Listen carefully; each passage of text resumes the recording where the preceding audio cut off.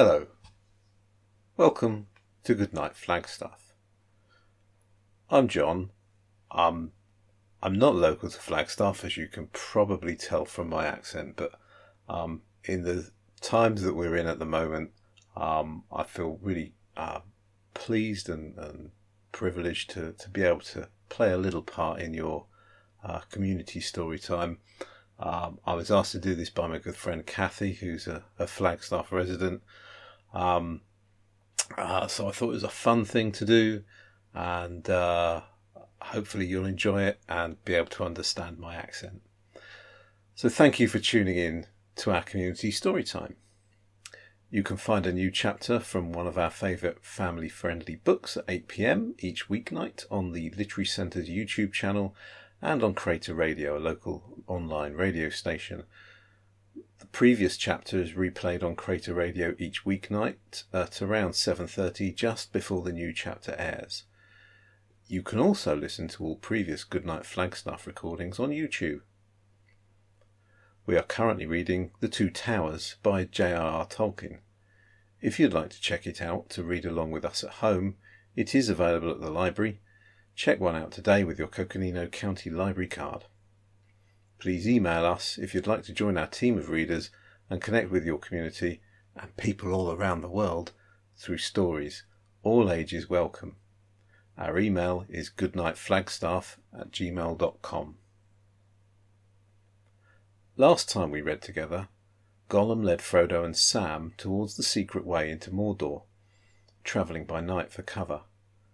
One day while they were resting, Sam asked Gollum for help getting food. Gollum brought him 2 rabbits and hated that Sam turned them into stew.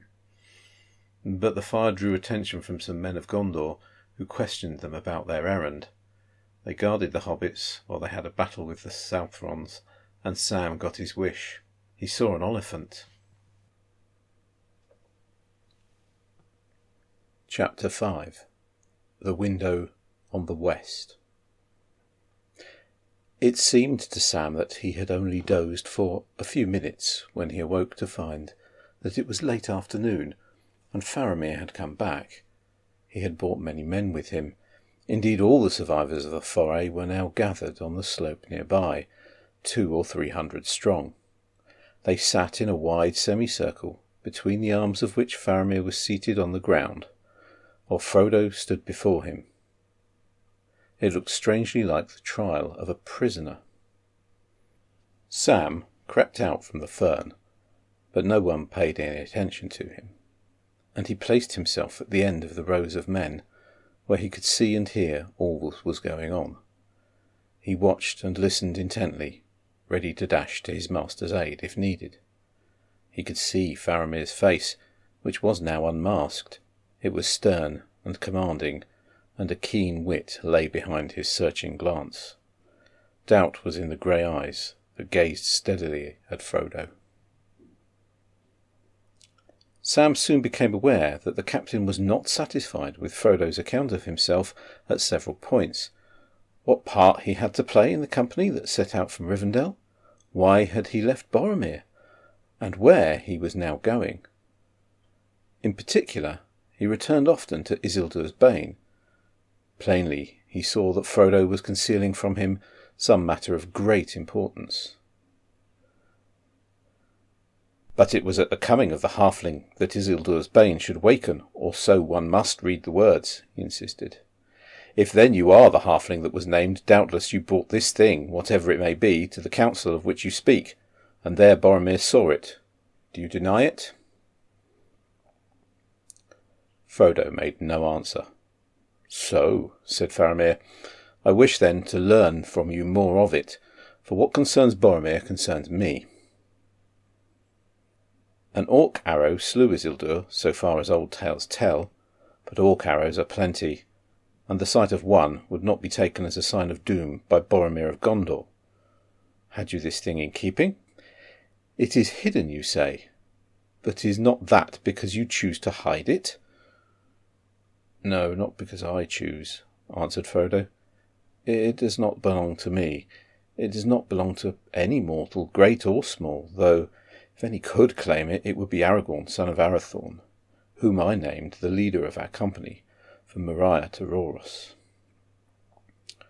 Why so, and not Boromir, prince of the city that the sons of Elendil founded? Because Aragorn is descended in direct lineage, father to father, from Isildur, Elendil's son himself, and the sword that he bears was Elendil's sword. A murmur of astonishment ran through all the ring of men.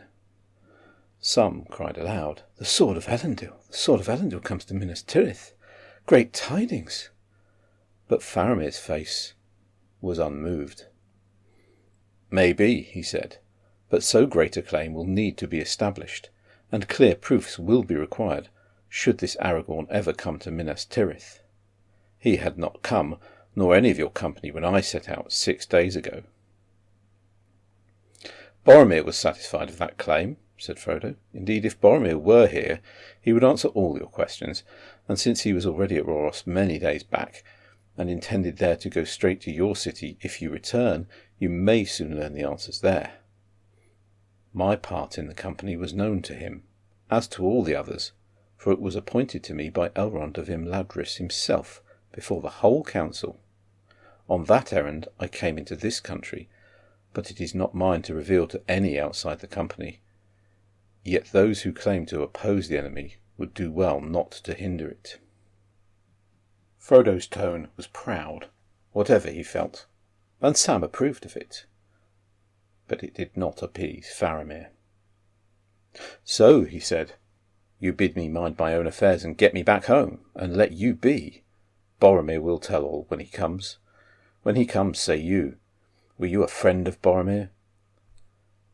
Vividly before Frodo's mind came the memory of Boromir's assault upon him, and for a moment he hesitated.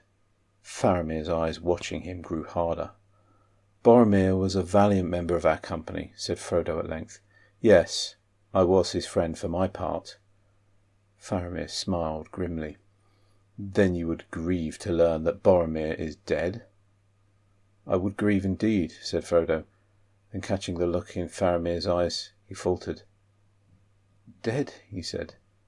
Do you mean that he is dead, and that you knew it? You have been trying to trap me in words, playing with me. Or are you now trying to snare me with a falsehood?" "I would not snare even an orc with a falsehood," said Faramir. "How then did he die? And how do you know of it, since you say that none of the company had reached the city when you left? As to the manner of his death, I had hoped that his friend and companion would tell me how it was. But he was alive and strong when we parted, and he lives still for all that I know, though surely there are many perils in the world." "Many indeed," said Faramir, "and treachery not the least."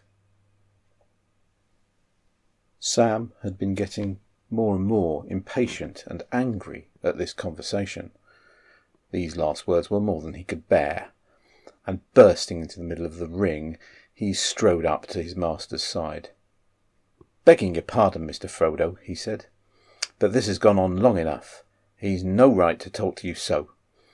After all you've gone through, as much for his good and all these great men as for anyone else. See here, Captain." He planted himself squarely in front of Faramir, his hands on his hips, and a look on his face as if he was addressing a young hobbit who had offered him what he called sauce when questioned about visits to the orchard. There was some murmuring, but also some grins on the faces of the men looking on. The sight of their captain sitting on the ground, and eye to eye with a young hobbit, legs well apart, bristling with wrath, was one beyond their experience. "See here," he said, "what are you driving at? Let's come to the point before all the orcs of Mordor come down on us. If you think my master murdered this Boromir and then ran away, you've got no sense, but say it and have done. And then let us know what you mean to do about it. But it's a pity that folk as talk about fighting the enemy can't let others do their bit in their own way without interfering. He'd be mighty pleased if he could see you now. Think he'd got a new friend, he would." "Patience," said Faramir, but without anger. "Do not speak before your master, whose wit is greater than yours. and I do not need any to teach me of our peril. Even so I spare a brief time in order to judge justly in a hard matter. Were I as hasty as you, I might have slain you long ago, for I am commanded to slay all whom I find in this land without the leave of the Lord of Gondor. But I do not slay man or beast needlessly, and not gladly even when it is needed. Neither do I talk in vain. So be comforted, sit by your master, and be silent." Sam sat down heavily, with a red face. Faramir turned to Frodo again. "You asked how do I know that the son of Denethor is dead? Tidings of death have many wings. Night oft brings news to near kindred, 'tis said. Boromir was my brother." A shadow of sorrow passed over his face. "Do you remember aught of special mark that the Lord Boromir bore with him among his gear?" Frodo thought for a moment, fearing some further trap, and wondering how this debate would turn in the end.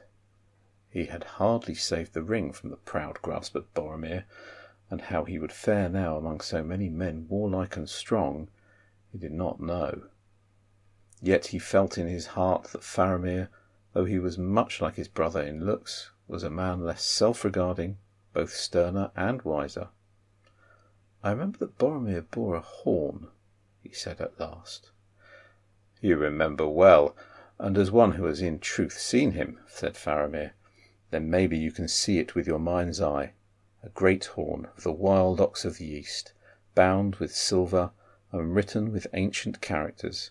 That horn the eldest son of our house has borne for many generations, and it is said that if it be blown at need anywhere within the bounds of Gondor, as the realm was of old, its voice will not pass unheeded." 5 days ere I set out on this venture, 11 days ago, at about this hour of the day, I heard the blowing of that horn. From the northward it seemed but dim, as if it were but an echo of the mind. A boding of ill we thought it, my father and I, for no tidings had we heard of Boromir since he went away, and no watcher on our borders had seen him pass. And on the 3rd night after, another and stranger thing befell me. I sat at night by the waters of Anduin, in the grey dark under the young pale moon, watching the ever-moving stream, and the sad reeds were rustling. So do we ever watch the shores nigh Osgiliath, which our enemies now partly hold, and issue from it to harry our lands. But that night all the world slept at the midnight hour. Then I saw, or it seemed that I saw, a boat floating on the water, glimmering grey, a small boat of a strange fashion with a high prow, and there was none to row or steer it. An awe fell on me, for a pale light was round it. But I rose and went to the bank and began to walk out into the stream, for I was drawn towards it. Then the boat turned towards me and stayed its pace, and floated slowly by, within my hand's reach, yet I durst not handle it. It waded deep as if it were heavily burdened, and it seemed to me, as it passed under my gaze, that it was almost filled with clear water, from which came the light, and lapped in the water a warrior lay asleep. A broken sword was on his knee. I saw many wounds on him. It was Boromir, my brother, dead. I knew his gear, his sword, his beloved face. One thing only I missed, his horn. One thing only I knew not, a fair belt, as it were, of linked golden leaves about his waist. "Boromir," I cried, "where is thy horn? Whither goest thou? O Boromir!" But he was gone. The boat turned into the stream and passed glimmering on into the night. Dreamlike it was, and yet no dream, for there was no waking, and I do not doubt that he is dead, and has passed down the river to the sea. "Alas," said Frodo, "that was indeed Boromir as I knew him. for the golden belt was given to him in Lothlorien by the Lady Galadriel. She it was that clothed us as you see us in elven grey. This brooch is of the same workmanship." He touched the green and silver leaf that fastened his cloak beneath his throat. Faramir looked closely at it. "It is beautiful," he said. "Yes, 'tis work of the same craft. So then, you passed through the land of Lorien." Lorien it was named of old, but long now it has lain beyond the knowledge of men, he added softly, regarding Frodo with a new wonder in his eyes. "Much that was strange about you I begin now to understand. Will you not tell me more? For it is a bitter thought that Boromir died within sight of the land of his home." "No more can I say than I have said," answered Frodo, "though your tale fills me with foreboding. A vision it was that you saw, I think, and no more, some shadow of evil fortune that has been or will be, unless indeed it is some lying trick of the enemy. I have seen the faces of fair warriors of old, laid in sleep beneath the pools of the dead marshes, or seeming so by his foul arts."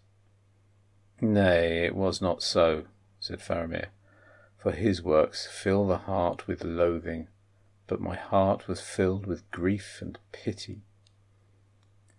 "Yet how could such a thing have happened in truth?" asked Frodo, "for no boat could have been carried over the stony hills from Tol Brandir. Boromir purposed to go home across the Entwash and the fields of Rohan. And yet how could any vessel ride the foam of the great falls and not founder in the boiling pools, though laden with water?" "I know not," said Faramir, "but whence came the boat?" "From Lorien," said Frodo. "In 3 such boats we rode down Anduin to the falls. They also were of elven work."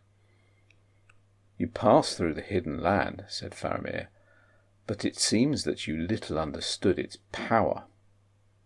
If men have dealings with the mistress of magic who dwells in the golden wood, then they may look for strange things to follow.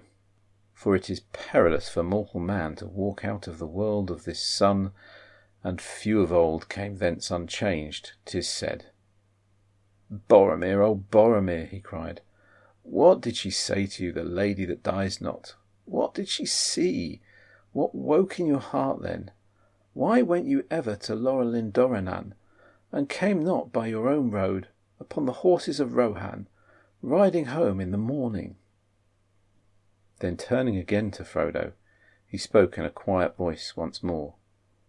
"To those questions I guess that you could make some answer, Frodo, son of Drogo, but not here or now, maybe. But lest you still should think my tale a vision, I will tell you this. The horn of Boromir at least returned in truth and not in seeming. The horn came, but it was cloven in 2, as it were by axe or sword. The shards came severally to shore. One was found among the reeds where watchers of Gondor lay, northwards below the infalls of the Entwash.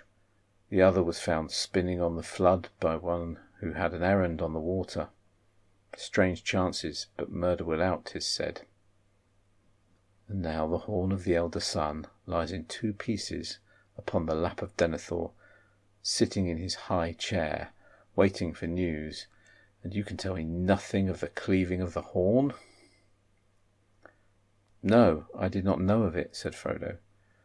"But the day when you heard it blowing, if your reckoning is true, was the day when we parted, when I and my servant left the company.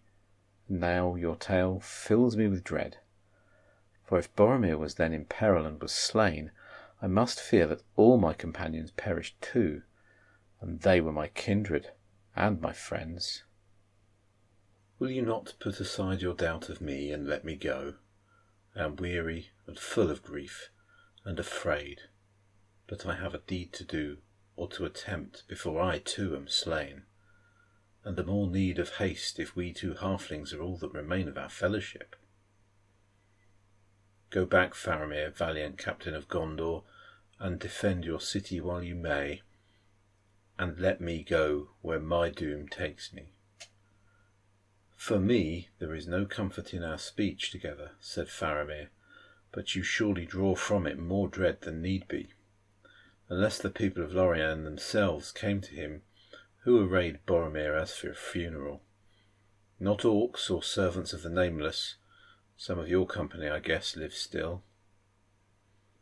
But whatever befell on the North March, you, Frodo, I doubt no longer.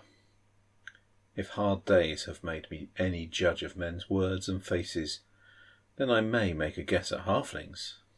Though, and now he smiled, there is something strange about you, Frodo, an elvish air maybe. But more lies upon our words together than I thought at first.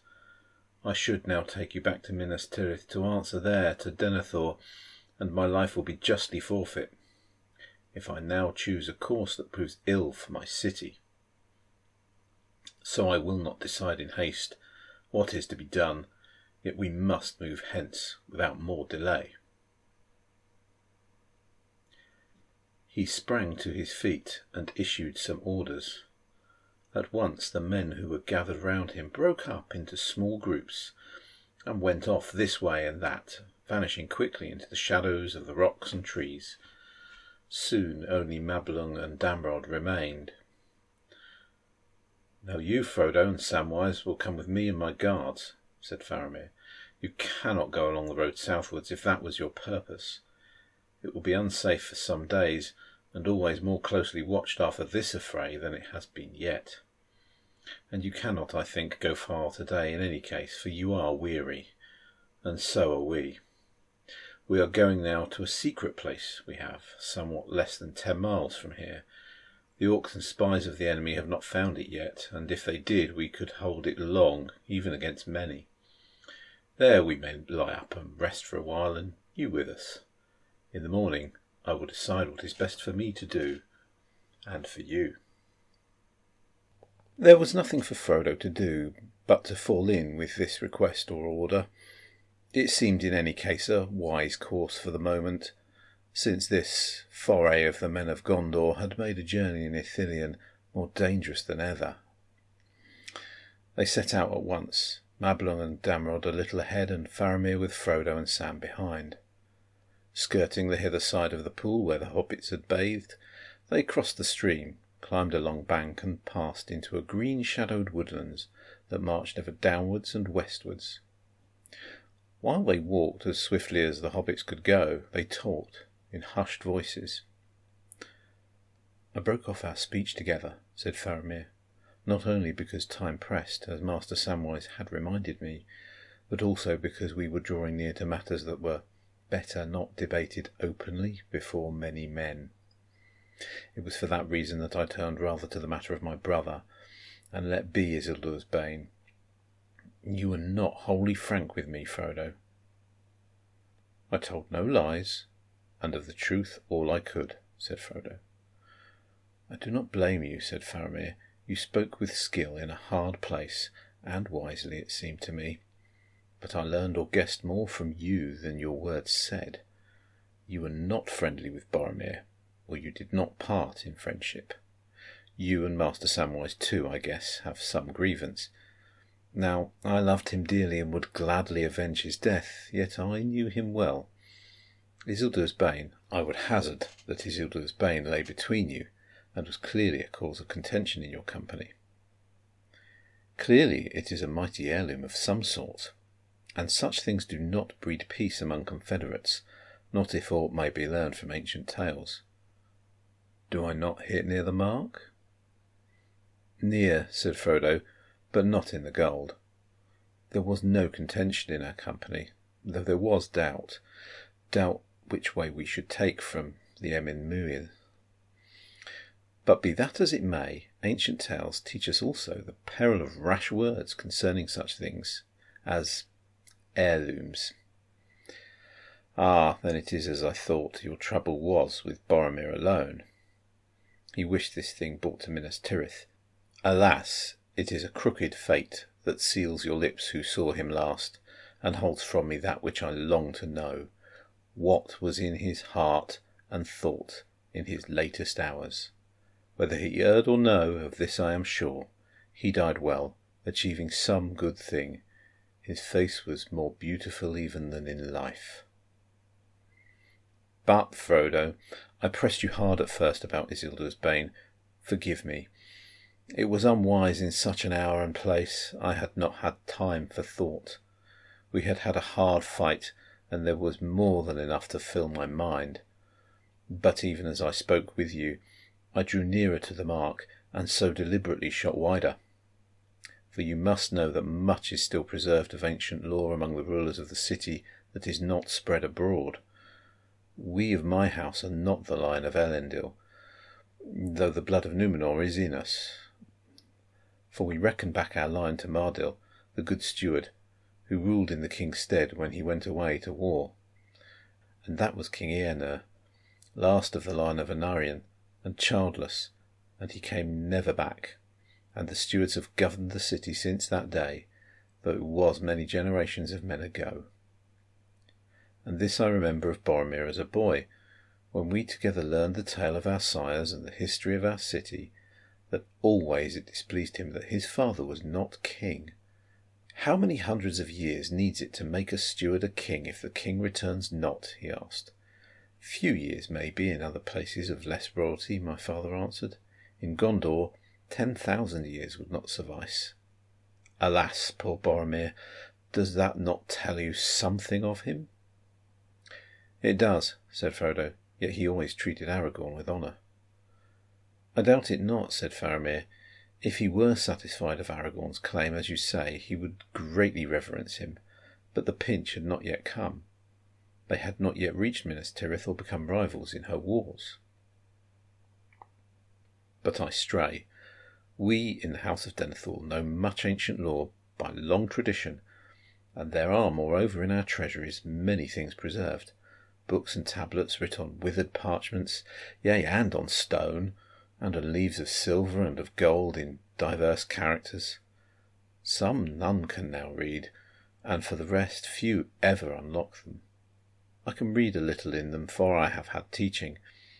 It was these records that brought the Grey Pilgrim to us. I first saw him when I was a child, and he has been twice or thrice since then. The Grey Pilgrim, said Frodo. Had he a name? Mithrandir we called him in elf fashion, said Faramir. And he was content. Many are my names in many countries, he said. Mithrandir among the elves, Tharkun to the dwarves, Olorin I was in my youth in the west that is forgotten, in the south Incarnus, in the north Gandalf, to the east I go not. Gandalf? said Frodo. I thought it was he. Gandalf the Grey, dearest of counsellors, leader of our company. He was lost in Moria. Mithrandir was lost, said Faramir. An evil fate seems to have pursued your fellowship. It is hard indeed to believe that one of so great wisdom and of power, for many wonderful things he did among us, could perish, and so much lore be taken from the world. Are you sure of this, and that he did not just leave you and depart where he would? Alas, yes, said Frodo. I saw him fall into the abyss.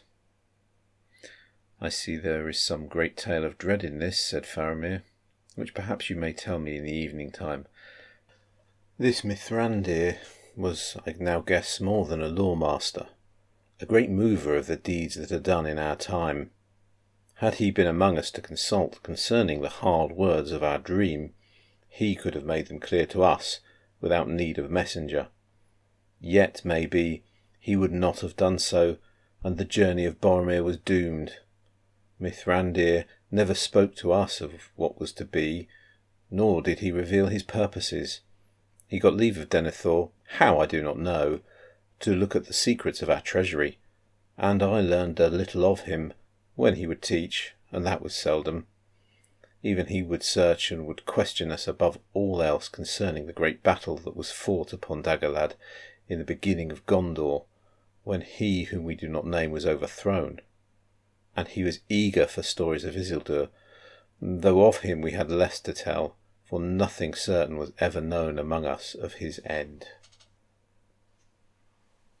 Now Faramir's voice sank to a whisper. But this much I learned or guessed, and I have kept it ever secret in my heart since, that Isildur took somewhat from the hand of the unnamed, ere he went away from Gondor, never to be seen among mortal men again. Here, I thought, was the answer to Mithrandir's questioning, but it seemed then a matter that concerned only the seekers after ancient learning. Nor, when the riddling words of our dream were debated among us, did I think of Isildur's bane as being this same thing. For Isildur was ambushed and slain by Orc-arrows, according to the only legend that we knew, and Mithrandir had never told me more. What in truth this thing is I cannot yet guess, but some heirloom of power and peril it must be, a fell weapon perchance, devised by the Dark Lord. If it were a thing that gave advantage in battle, I can well believe that Boromir, the proud and fearless, often rash, ever anxious for the victory of Minas Tirith and his own glory therein, might desire such a thing and be allured by it. Alas, that ever he went on that errand. I should have been chosen by my father and the elders, but he put himself forward as being the older and the hardier, both true, and he would not be stayed. But fear no more. I would not take this thing if it lay by the highway. Not were Minas Tirith falling in ruin, and I alone could save her. So, using the weapon of the Dark Lord for her good and my glory. No, I do not wish for such triumphs, Frodo, son of Drogo. Neither did the council, said Frodo, nor do I. I would have nothing to do with such matters. For myself, said Faramir, I would see the White Tree in flower again in the courts of the kings, and the silver crown return, and Minas Tirith in peace, Miss Anora again as of old, full of light, high and fair, beautiful as a queen among other queens, not a mistress of many slaves, nay, not even a kind mistress of willing slaves. War must be, while we defend our lives against a destroyer who would devour all. But I do not love the bright sword for its sharpness, nor the arrow for its swiftness, nor the warrior for his glory. I love only that which they defend, the city of the men of Númenor, and I would have her love for her memory, her ancientry, her beauty and her present wisdom, not feared, save as men may fear the dignity of a man old and wise. So fear me not. I do not ask you to tell me more. I do not even ask you to tell me whether I now speak nearer the mark. But if you will trust me, it may be that I can advise you in your present quest, whatever that be, yes, and even aid you. Frodo made no answer. Almost he yielded to the desire for help and counsel to tell this grave young man, whose words seemed so wise and fair, all that was in his mind. But something held him back. His heart was heavy with fear and sorrow. If he and Sam were indeed, as seemed likely, all that was now left of the 9 walkers, and he was in sole command of the secret of their errand. Better mistrust undeserved than rash words. And the memory of Boromir, of the dreadful change that the lure of the ring had worked in him, was very present in his mind when he looked at Faramir and listened to his voice. Unlike they were, and yet also much akin. Thank you for tuning in. Join us next time for the rest of Chapter 5 in Book 4 of The Two Towers. Good night, Flagstaff.